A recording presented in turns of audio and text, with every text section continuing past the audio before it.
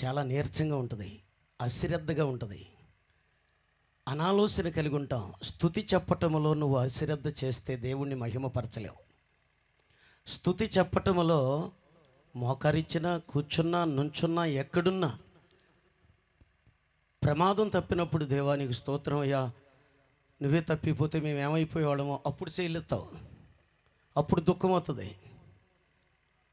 ఒక ఆయన వ్యాపారానికి వెళ్ళి వస్తున్నాడంట, ఏడే ఆటో మీదకు వచ్చేసిందంట, గప్పుకునేటి తప్పుకున్నాడంట. సాక్ష్యం కూడా చెప్పటానికి సంఘంలో వణికిపోయాడు, చెయ్యి ఆడలేదు. ప్రమాదం వచ్చినప్పుడు వణికిపోవద్దు. అందుకే పేతురు గారు అంటాడు, నీ సంతోషమును చింతగా మార్చుకో, నీ ఆనందాన్ని దుఃఖంగా మార్చుకో అంటాడు. ఈ సంతోషములో కూడా నువ్వు దుఃఖపడి కన్నీరు కార్చి ప్రార్థన చేయాలా. నీ సంతోషములో కూడా ప్రభువుని స్తుతించాలా.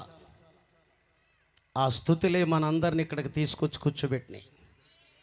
కొద్ది గట్టిగా చెప్పొచ్చుగా, ఇప్పుడేగా చెప్పింది ఆమె.